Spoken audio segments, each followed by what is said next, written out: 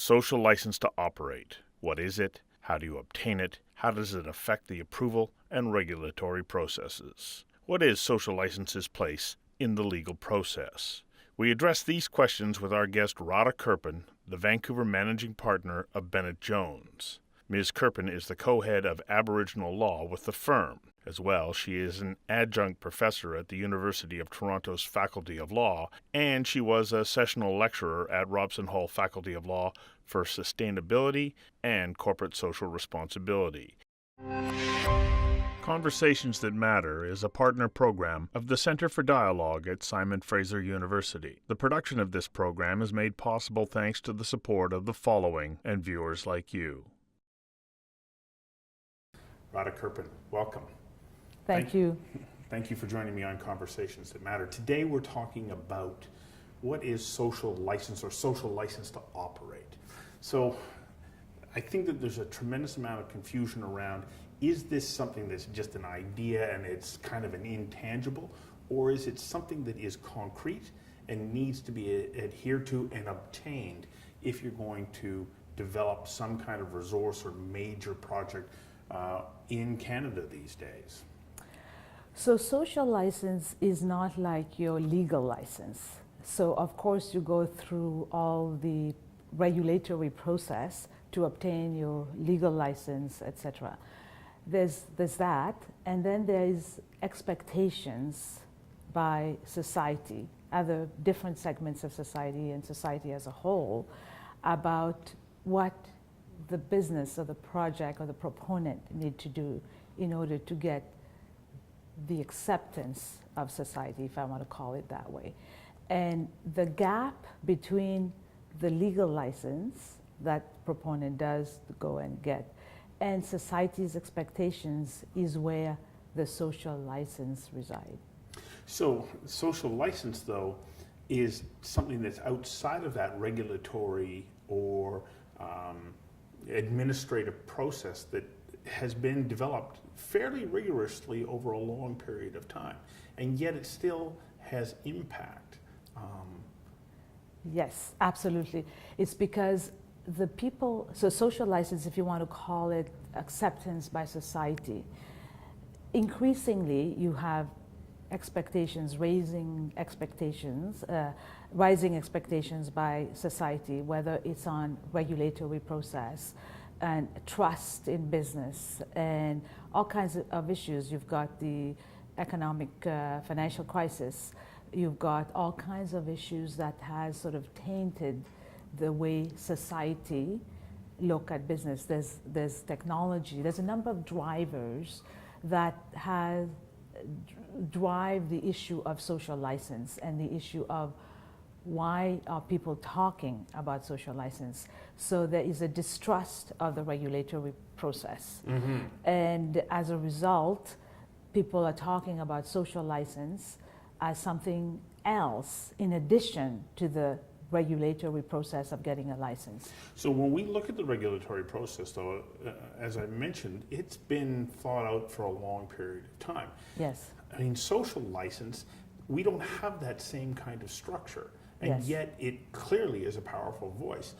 Are we now in a position where we need to bring some kind of structure that says, you want social license, this is how it has to be obtained? Because at the moment it looks like it's an ad hoc process. It is very difficult, because what is social license? It's how do you get society to accept one? What is the society we're talking about? What is the public? What is the community? There's diverse views. There will be a local community. There will be indigenous communities. There will be other stakeholders. So I would put indigenous communities as right holders. Then you have other holders, stakeholders. There are investors. There are customers. There's public. There's government. There's all kinds of things. So how do you achieve that? It's not about, I don't think it's about proponent or business trying to achieve it. I think it's more about a lot to do with government and the fact that there has to be a process that people trust.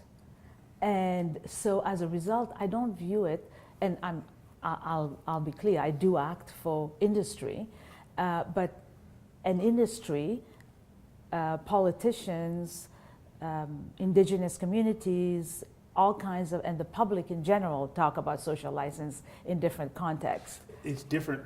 You're absolutely right. Virtually everybody that you talk to about, well, what is social license to operate or social license, has a different definition of it. Yes. And it depends on whether or not it's a local issue. Is it something that has a broader impact, let's say in the province or across the country? Then who are the partners or players that come into this? In doing this kind of ad hoc examination of different projects. David Bursey, who works for you, I noted that he said, so are we creating some sort of instability in the overall regulatory process if we're calling it into question because we have a different set of principles or rules for all of these different kinds of projects in different jurisdictions? So, and does that cause us some issues about becoming less regulated? So, by the way, I want to clarify, David Bursey doesn't work for me. He's one of my partners. Yeah, I meant that he works with you. Yeah, that's right. Yeah. So I want to make, but what I want to say is that there's no question that when you keep on talking about social license, it does put into question, do we have a regulatory process that is rigorous? Or in doing so, I think some people would say that in talking about social license and putting so much emphasis on this, we are actually undermining our regulatory process. Mm-hmm. So, and if we are free and a democracy, so where we have laws, and the laws define how we act, mm-hmm. and the laws explain that when you are going to do a project, you're going to go seek a particular license, you're going to seek a particular approval. And the laws have defined an environmental assessment process that's supposed to assess the impacts of a project. And the law also allows for public participation.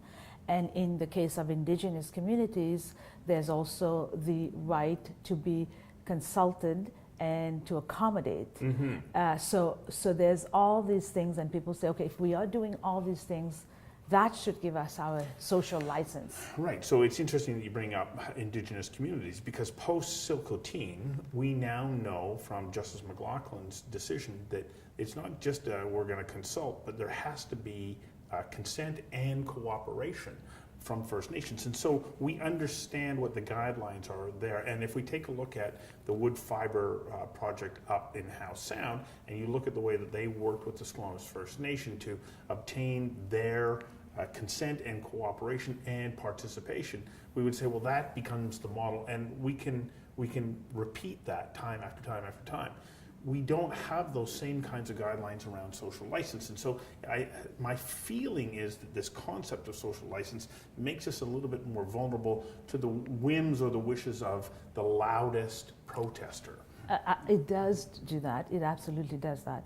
But it also, I think, the reason we have this social license discussion or conversation happening is the result, is the outcome of people not being satisfied, of people's expectations being higher, or of having to voice certain issues and having no way of voicing them except through maybe the regulatory process that is not for that. Mm-hmm.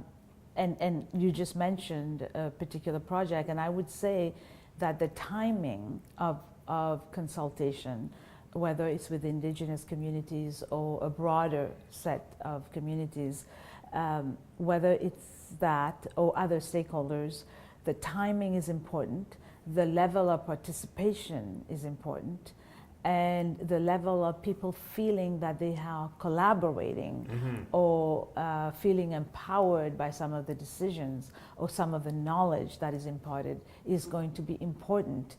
And I think that's where, if you can accomplish that, and that's why I say government has a big role to play. Mm-hmm. If government can give stakeholders and right holders the comfort they need with respect to that regulatory process, it would go a long way towards achieving social license rather than putting it on the back of industry.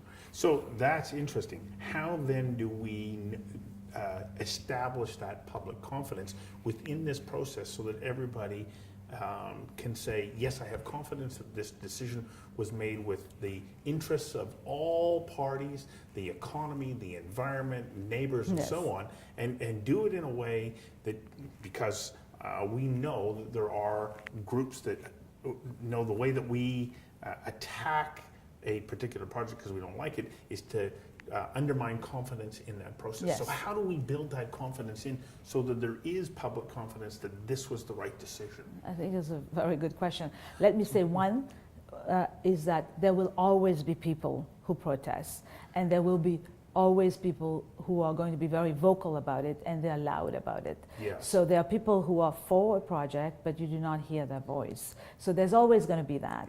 So let's make that clear. But in terms of building confidence, I think it's really about saying and accepting the fact we do have a regulatory process, we do have laws, and we are a law-abiding society, and but we can always improve.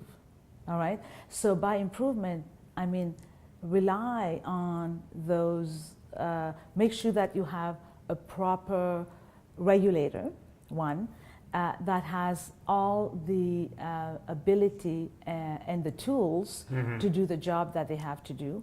Make sure they appear, not just they are and appear to be impartial and objective, that they are not swayed by politics and politicians, and make sure that you have, at the end of the day, you have good participation and you have by the public, and at the end of the day, a decision that is based on the evidence that's been put forward and that has taken into account concerns raised by various communities, and see how they are addressed, or how there's a condition or a term of condition that is attached to a project that says, okay, this has been addressed. So it has to be a lot more. So what I'm saying is that we have a regulatory process, we should not undermine it. Is there ways we can improve it? Yes, there's always ways to improve, and continue to improve, and have a discussion about how to improve that process. All the people who are talking about social license, talk to them and bring them to the table and say, okay, well, how do we have a process that would be satisfied, that would satisfy your big concerns? And keeping in mind, there's always going to be people who are going to be objecting, because they are going to object whether or not, because they do not want the process, they do not want the particular project. So it doesn't matter what you do, there will always be some of that. Now, if we take a look back over the history of sort of the social license rising up as a component of getting approval for resource projects or large urban projects and so on, we see that rising over the last 25 years or so. But at the same time, we've seen a rise in this concept of corporate social responsibility. Are the two connected? Should they be connected? And if they're not, should we make them connected? Yes. So the whole idea of corporate social responsibility is, it's more like, I view it anyway, as a tool for businesses, if I'm looking at businesses, because this is who I advise, to identify the risk associated with their operations, right? And one of the risks one is environmental impacts, another is social impacts, in the sense that they're operating wherever it is, whether it's a mine in a developing country or something else, or energy infrastructure. They're operating something where there could be impacts on the local community or larger community. And they identify this as a risk, and they take steps to manage that risk, whether it is by engaging with those stakeholders, identifying the stakeholders first, engaging with them early, and in order to obtain approval, and collaborating or getting their input into what is being done, and continuing to do so afterwards, after your approval is obtained, continuing to do so during the life of the project. That's what I call corporate social responsibility. The outcome of that, of this tool that you use, can be obtaining what we call the social license to operate, because you have acceptance by the community as a result of you having done your work ahead of time and identifying areas of potential risk, because that's what they are, and managing those. Oh, well, protesting against a project is a potential risk. Yes, absolutely. Yeah. So when we take a look at the process that we have in place in British Columbia and by extension Canada, how are we doing? Are we doing a very good job of it? Well, I think, again, people who hear this may say that I'm biased because I act for industry.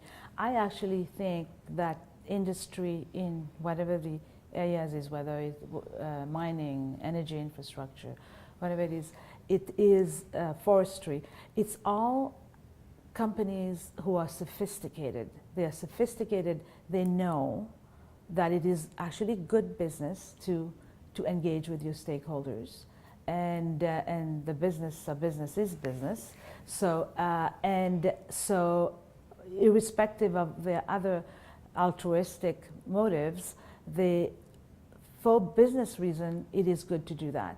So they do that, and they try to do it as early as possible. I know a lot of people do, and they engage, they consult, they accommodate, and they're still at risk. And they are at risk because I find that, and I'm not talking about a particular government, I'm talking about government in general, not a particular province or this, that government is the weak link, is what I would say. Because they're swayed by public opinion and those loud voices. They are, one.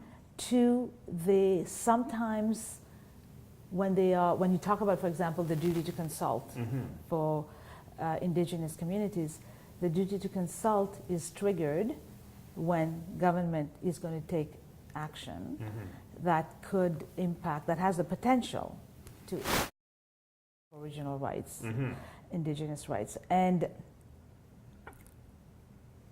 the duty is on government to do certain things. They delegate the procedure to proponents, that's fine, because proponents is the one who have the most knowledge about the project.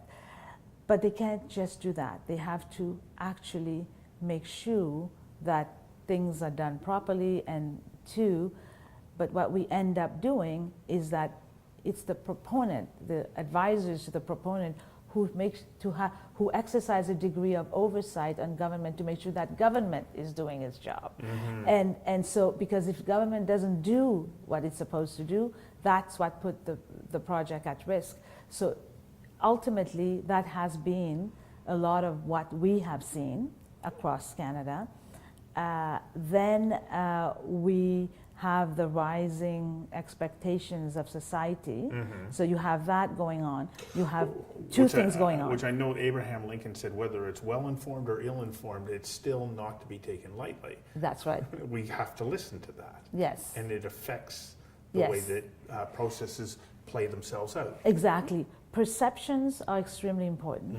Expectations are extremely important. Those are the drivers of social license. Those are the drivers behind social license. So when government is not doing what it's supposed to do, it's causing mistrust. Okay, and that distrust is continue to make the people who call for social license to operate, we hear them loud and clear. So is that putting investment in projects at risk in Canada? Or are there organizations, especially international organizations, that look at Canada and say, I don't know, the process is so difficult, I think I'll look somewhere else. And this is something that we have to keep in mind. There are situations like that. In fact, we do give advice to foreign companies, foreign organizations who are looking at making investments in Canada, all across Canada, and that is the regulatory process, the fact that there is no certainty right now, and that you go through a regulatory process with the rigor that you would put in, that in the end you would get a license that you can count on and depend on. It is a problem. The application process is long and it's expensive. With Exactly. uncertain outcomes. So Yes. how do we change that? How do we make it so that we can move beyond this, and maybe we can't. Just in asking it with Yeah. the nature of public discourse at the moment, maybe we can't get there.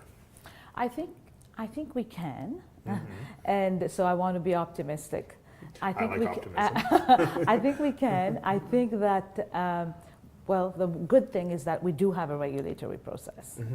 We do have a regulatory process that takes into account public participation, that calls for public participation. It may not be as the participation of the public may not be where a broader or certain people in society want it to be. I think that's the issue. And I think that in order to get beyond that, there has to be a discussion involving government, involving industry, involving certain segments of society to determine what are the things that are not working, and how do we address it to have a process that people can buy in. Okay? There's always going to be people who won't, but at some point we have to say we are a democracy. We are a society of laws. We have laws, and at some point when people are complying with those laws, they should be able to operate. And that's when we need government to stand up and do its part. Yes, Lead. exactly. Lead. Yeah. Thank you very much for doing this. Thank I you very appreciate much. it. Yeah. Thank you.